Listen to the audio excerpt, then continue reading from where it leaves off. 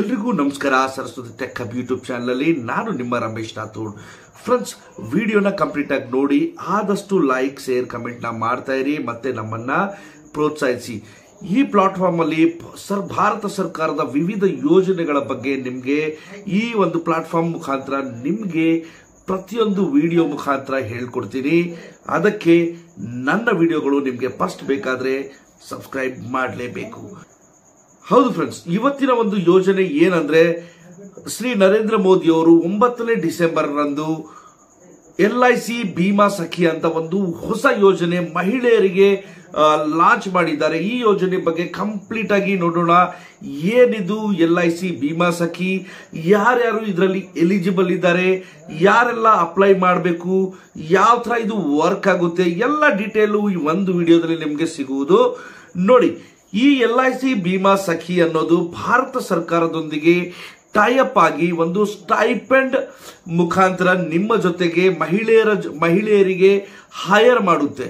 ಹೌದು, LIC agent ತರ hire ಮಾಡಿ ಇವರಿಗೆ 3 ವರ್ಷದ ಟ್ರೈನಿಂಗ್ ಕೊಟ್ಟು ಇವರನ್ನ ಭೀಮಾ ಏಜೆಂಟ್ ಗಳಾಗಿ ಮಾಡ್ತಾರೆ.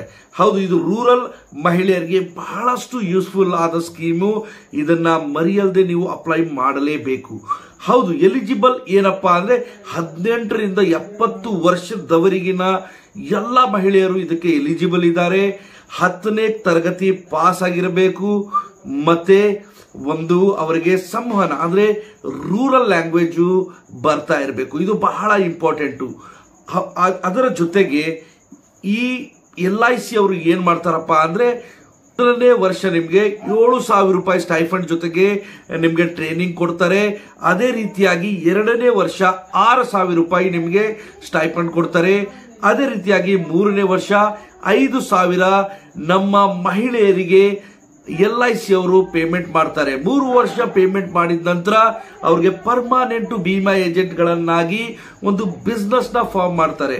ಸೊ ಇದೊಂದು ಬಹಳ ಒಳ್ಳೆ ಸ್ಕೀಮು, ಬಹಳ ಒಳ್ಳೆ ಯೋಜನೆ.